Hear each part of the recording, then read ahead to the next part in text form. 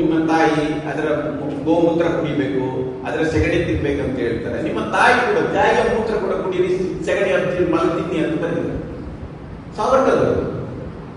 ನೀವು ಇಡೀ 32,000 ದೇವತೆಗಳು ಗೋವಿನಲ್ಲಿ ಇರುದಿದ್ರೆ ಅದರ ಹಿಂದ್ಗಡೆ ಸೆಗಣಿ ಹಾಕುವ ಇದೆಯಲ್ಲ, ಅಲ್ಲಿಂದ ದೇವರು ಯಾರು ಅಂತ ಅವರು ಕೇಳಿದ್ದಾರೆ. ಬೇರೆ ಯಾರು ಕೇಳಿಲ್ಲ, ಸಾವರ್ಕರ್ ಕೇಳಿದ್ರು. ಸಾವರ್ಕರ್ ಎಷ್ಟು ಸುಳ್ಳು ಹೇಳಿದ್ದಾರೆ ಅಂತ. ಅವರ ಐಡಿಯಾಲಜಿಗಳು ಇದೆಯಲ್ಲ, ಒಬ್ಬೊಬ್ಬರನ್ನು ತೆಗೆದ್ರೆ ಸುಳ್ಳಿನ ಮೂಟೆಗಳು ಒಡೆದಾಕಿದ್ರೆ ಏನಿಲ್ಲ ಟೊಳ್ಳು. ಆದ್ರೆ ನಾವು ಯಾರನ್ನು ಐಡಿಯಾಲಜಿ ಅಂತ ಹೇಳ್ತೇವೆ? ಬುದ್ಧ, ಬಸವ, ಅಂಬೇಡ್ಕರ್, ನಾರಾಯಣ ಗುರು, ಕನಕ, ವಾಲ್ಮೀಕಿ, ಫುಲೆ, ಪೆರಿಯಾರ್, ಇವರ ಒಂದು ಅಕ್ಷರವನ್ನು ಕೂಡ ಯಾರು ವಿರೋಧಿಸಲಿಕ್ಕಾಗಲಿ, ಸುಳ್ಳು ಹರಡಿಸಬಹುದು. ಅದರಿಂದ ದಯವಿಟ್ಟು ಮಾನವ ಬಂಧುತ್ವ ವೇದಿಕೆ ಇಡೀ ರಾಜ್ಯದಲ್ಲಿ ಈ ರೀತಿಯ ಒಂದು ಜಾಗೃತದ ಕಾರ್ಯಕ್ರಮಗಳನ್ನು ಮಾಡ್ತಾರೆ. ಘಟಪ್ರಭದಲ್ಲಿ ಒಂದು ಅಧ್ಯಯನ ಕೇಂದ್ರ ಇದೆ, ಅಲ್ಲಿ ಮಾಡಿದ್ದಾರೆ. ಈಗ ಹರಿಹರದಲ್ಲಿ ಮಾಡ್ತಾ ಇದ್ದಾರೆ, ಇಡೀ ಜಿಲ್ಲೆಗಳಲ್ಲೆಲ್ಲ ಮಾಡ್ತಾ ಇದ್ದಾರೆ. ನೀವು ಯಾವ ಪಕ್ಷಕ್ಕೆ ಹೋಗ್ತೀರಾ ನನಗೆ ಗೊತ್ತಿಲ್ಲ. ಆದ್ರೆ ಮಾನವ ಬಂಧುತ್ವ ವೇದಿಕೆಯ ಈ ವೇದಿಕೆಯನ್ನು ಬಲಪಡಿಸಬೇಕಾದ ಅಗತ್ಯ ಇದೆ. ನಾನು ಹೇಳ್ತಾ ಇದ್ದೀನಿ ಯಾಕೆಂದ್ರೆ ಇವತ್ತು ಸಂವಿಧಾನೇತರ ಶಕ್ತಿಗಳು ಈ ರಾಜ್ಯವನ್ನು, ಈ ದೇಶವನ್ನು ಆಡ್ತಾ ಇದೆ. ಕಾಂಗ್ರೆಸ್ಸಿಗೆ ಹೈಕಮಾಂಡ್ ಅಂತ ಹೇಳ್ತಾರಲ್ಲ, ಬಿಜೆಪಿ ಇವತ್ತು RSS ಅನ್ನು ಬಿಟ್ಟು ಏನು ಮಾಡಲಿಲ್ಲ. ಕಳೆದ ಲೋಕಸಭಾ ಚುನಾವಣೆಯಲ್ಲಿ ಅವರು ಸ್ವಲ್ಪ ಹಿಂದಕ್ಕೆ ಸರಿದ್ರು, ಏಟು ಬಿದ್ದು ಈಗ ಅವರ ಕೈಗಾಲ ಹಿಡಿದು ಮತ್ತೆ ಮಹಾರಾಷ್ಟ್ರ, ಹರಿಯಾಣ, ದಿಲ್ಲಿಯಲ್ಲಿ ಅವರ ಜೊತೆ ಹೋಗಿದ್ದಾರೆ. ಅದಕ್ಕಾಗಿ ಒಂದು ಸೀಟ್ ಬಂದಿದೆ. ಅದರಿಂದ ನಾವು ಒಂದು ಸೆಕ್ಯುಲರ್ ಪರಿವಾರವನ್ನು ಕಟ್ಟುವ ಅಗತ್ಯ ಇದೆ. ಪಕ್ಷ ಬಿಟ್ಟು ಸೆಕ್ಯುಲರ್ ಪರಿವಾರವನ್ನು ಕಟ್ಟುವ ಅಗತ್ಯ ಇದೆ. ಆ ಸೆಕ್ಯುಲರ್ ಪರಿವಾರವನ್ನು ನೀವು ಕಟ್ಟಬೇಕಾದ್ರೆ ನೀವು ಒಂದು ಪಕ್ಷದ ಮಿತಿಯಲ್ಲಿ, ಈಗ ಸತೀಶ್ ಜಾರಕಿಹೊಳಿ ಅವರು ನಮಗಿಂತ ದೂರ ಆಲೋಚನೆ ಇರುವವರು, ಅದಕ್ಕಾಗಿ ಅವರು ನನ್ನ ಪ್ರಕಾರ ಮಾನವ ಬಂಧುತ್ವ ವೇದಿಕೆಯನ್ನು ಕಟ್ಟಿದ್ದಾರೆ ಅಂತ ಅನಿಸ್ತದೆ. ಯಾಕೆಂದ್ರೆ ಕಾಂಗ್ರೆಸ್ ಪಕ್ಷದ ನಾಯಕರಾಗಿ ಅವರು ಎಲ್ಲವನ್ನು ಮಾಡ್ಲಿಕ್ಕೆ ಆಗುದಿಲ್ಲ. ನನಗೆ ಗೊತ್ತಿದೆ ಅವ್ರು ಏನೆಲ್ಲ ಪ್ರಯತ್ನ ಪಟ್ಟರು, ಅದು ಯಾಕೆ ಆಗಲಿಲ್ಲ ಎನ್ನುವುದು ಇನ್ನೊಂದು ಕಥೆ ಇದೆ. ಅದಾಗಲಿಲ್ಲ, ಆಗುದಿಲ್ಲ, ಅದಕ್ಕೆ ಶಾಪ ಆಗಿ ಹೋಯಿತು. ನಾನು ನೋಡಿದ್ದೇನೆ ನೀವು ಇಲ್ಲಿಯ ಕೋಮುವಾದದ ಬೀಜ ಇಡೀ ದೇಶದಲ್ಲಿ ಮತ್ತು ರಾಜ್ಯದಲ್ಲಿ ಕೋಮುವಾದದ ಬೀಜ ಹಾಕಿರುವುದು ಬಾಬರಿ ಮಸೀದಿಯ ಧ್ವಂಸದ ನಂತರ, 92 ನಂತರ. ಆದರೆ ದಕ್ಷಿಣ ಕನ್ನಡದಲ್ಲಿ ಇದರ ಬೀಜ 80ರ ದಶಕದಲ್ಲಿ ಬಿತ್ತು. 73ರ ವಿಧಾನಸಭೆಯಲ್ಲಿ 20 ಮಂದಿ ಬಿಜೆಪಿ ಸದಸ್ಯರು ಆಯ್ಕೆಯಾಗಿದ್ರಲ್ಲಿ 8 ಮಂದಿ ದಕ್ಷಿಣ ಕನ್ನಡ, 8 ಮಂದಿ. ಇವರ ಕಾಟ ತಡೆಯಲಿಕ್ಕಾಗದೇ ರಾಮಕೃಷ್ಣ ಹೆಗಡೆ ಅವರು ಮಧ್ಯಾವಧಿ ಚುನಾವಣೆಗೆ ಹೋಗಿ ಪೂರ್ಣ ಬಹುಮತದೊಂದಿಗೆ ಮತ್ತೆ ಬರ್ತಾರೆ. ಇವರ ಕಾಟ ಬ್ಲಾಕ್ ಮೇಲ್ ರಾಜಕಾರಣವನ್ನು ತಡೆಯಲಿಕ್ಕಾಗದೆ ಸನ್ಮಾನ್ಯ VS ಆಚಾರ್ಯವರ ನೇತೃತ್ವದ ಬಿಜೆಪಿ.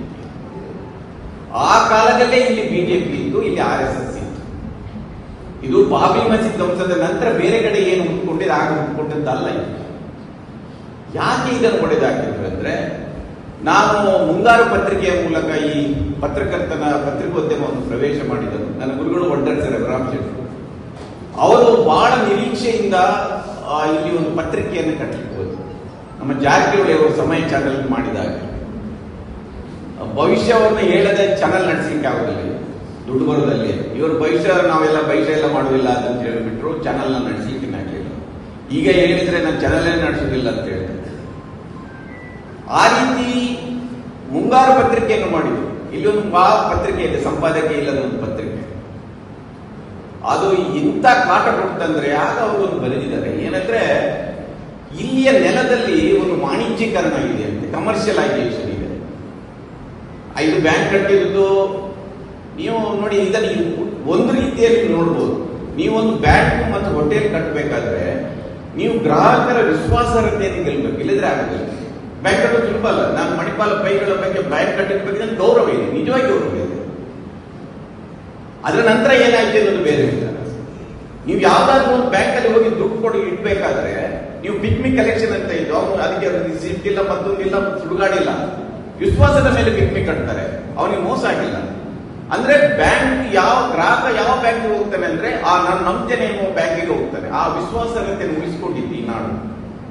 ಯಾವ್ದಾದ್ರೂ ಹೋಟೆಲ್ಗೆ ಹೋದ್ರೆ ಈ ಹೋಟೆಲಲ್ಲಿ ಊಟ ಮಾಡಿದ್ರೆ ನಾವು ಹೊಟ್ಟೆ ಕೆಡದಿಲ್ಲ ಎನ್ನುವ ಗ್ಯಾರಂಟಿ ಇದ್ರೆ ಮಾತ್ರ ಗ್ರಾಹಕ ಆ ಹೋಟೆಲ್ಗೆ ಹೋಗ್ತಾರೆ.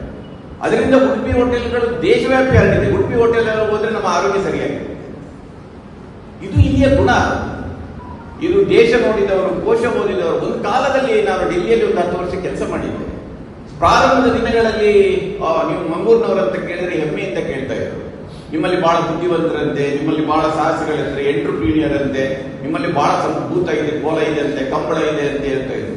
ಬರಬರುತ್ತಾ ಏನಾಯ್ತು, ನೀವು ಮಂಗಳೂರಿನವರ, ನಿಮ್ಮಲ್ಲಿ ಏನು ಗಡ್ಡೆ ಹೆಣ್ಣು ಬೇರೆ ಬೇರೆ ಜಾತಿಯವರು ಒಂದು ಐಸ್ ಕ್ರೀಮ್ ಪಾರ್ಲರ್ ಮಾಡಿದ್ರು ಹೋದ್ರು ಕೂಡ ಹೊಡೆದಲ್ಲಿ ಓಡಿಸ್ತಾರಂತೆ. ಇನ್ನು ಮುಸ್ಲಿಂ ಹುಡುಗರ ಜೊತೆಯಲ್ಲಿ ಹೋಗ್ಬಾರದಂತೆ. ನೀವು ತಾಲಿಬಾನ್ ಸಂಸ್ಕೃತಿ ಬಂದಿದೆ ಅಂತೆ. ಈ ರೀತಿ ನಮ್ಮನ್ನು ಹೀಗೆಳೆಯುವ ದಿನಗಳನ್ನು ನಾನು ನೋಡಿದೆ. ಸೊ ಇದನ್ನು ಹೇಗೆ ಹೊಡೆದಾಕ್ಲಿಕ್ಕೆ ಪ್ರಾರಂಭ ಭಾರ ಈ ದಿನಗಳಲ್ಲೇ ಶುರುವಾಯಿತು. ಯಾಕೆಂದ್ರೆ ವ್ಯಾಪಾರ ಇಲ್ಲಿ ಧರ್ಮದಲ್ಲೂ ಬಂತು, ವಿದ್ಯೆಯಲ್ಲೂ. ವಿದ್ಯೆಯ ವ್ಯಾಪಾರ ಈ ತುದಿಯಲ್ಲಿ ಇದೆ, ಧರ್ಮದ ವ್ಯಾಪಾರ ಆ ತುದಿಯಲ್ಲಿ. ಇಲ್ಲಿ ಬಹಳ ಮಂದಿಗೆ ಈ ಸಂಸ್ಥೆಗಳ ಹೆಸರುಗಳು ಇಷ್ಟ ಆಗ್ಲಿಕ್ಕಿಲ್ಲ ಅಂತ ನಾನು ಹೆಸರು ಹೇಳುದು. ಧರ್ಮದ ವ್ಯಾಪಾರ ಯಾರು ಮಾಡ್ತಾ ಇದ್ದಾರೆ ಅಂತ ಗೊತ್ತಿದೆ ನಿಮಗೆ? ನಮ್ಮವರಿಗೆ ಹೋಗಿ ಅವರು ಕಾಲಿಟ್ಟಿರ್ತಾರೆ, ಬೇರೆ ವಿಷಯ.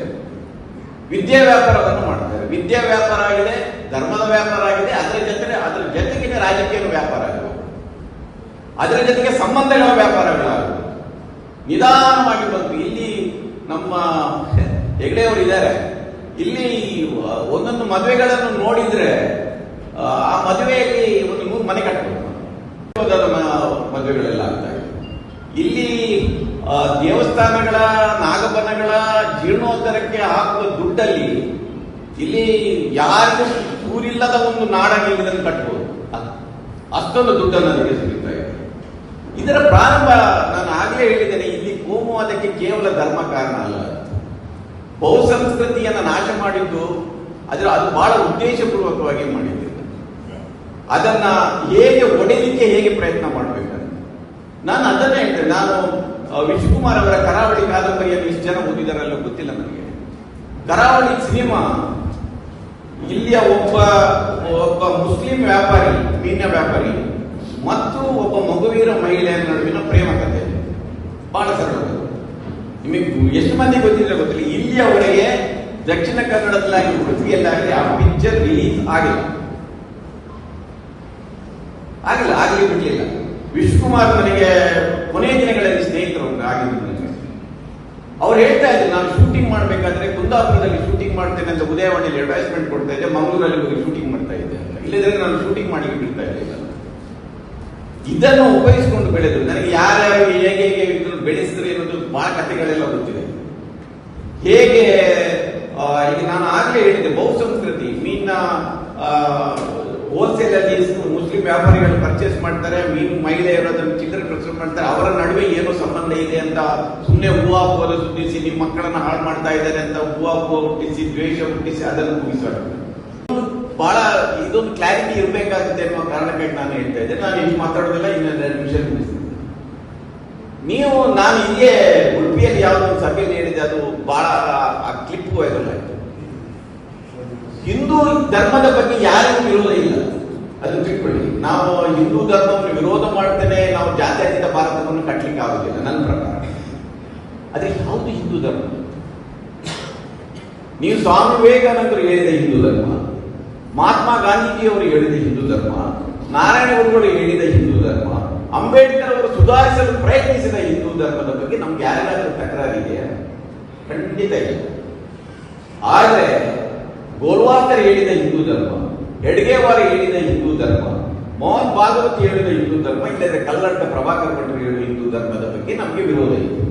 ಹೌದಾ? ಕಷ್ಟಪಟ್ಟು ಚಪ್ಪಳೆ ಬರ್ತಾರೆ. ಅದು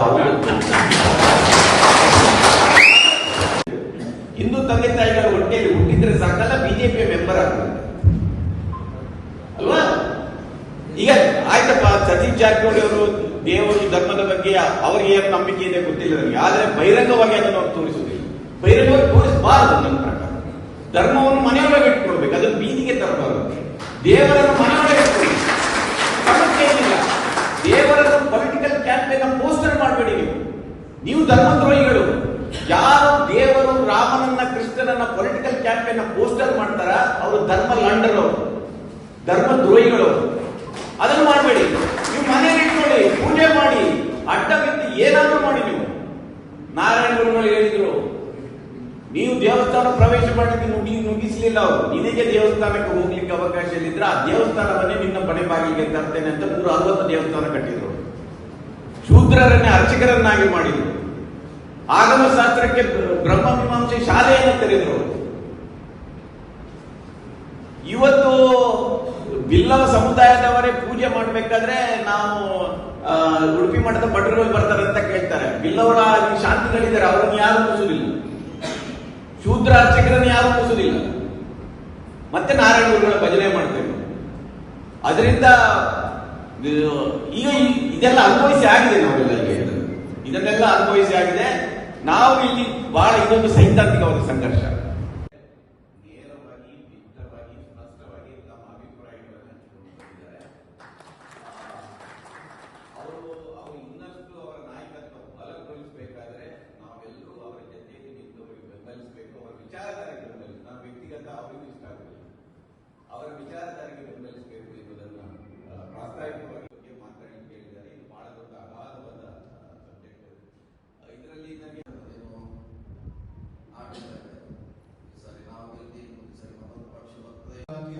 ಸಚಿವರಾಗಿರುವ ಸನ್ಮಾನ್ಯ ಸತೀಶ್ ಜಾರಕಿಹೊಳಿ ಅವರಿಗೆ ಮತ್ತೊಮ್ಮೆ ಮಾನವ ಬಂಧುತ್ವ ವೇದಿಕೆ, ಕರ್ನಾಟಕ ಮತ್ತು ಮಹಿಳಾ ಬಂಧುತ್ವ ವೇದಿಕೆ ಮಂಗಳೂರು ವಿಭಾಗದ ಎಲ್ಲರ ಪರವಾಗಿ ಅತ್ಯಂತ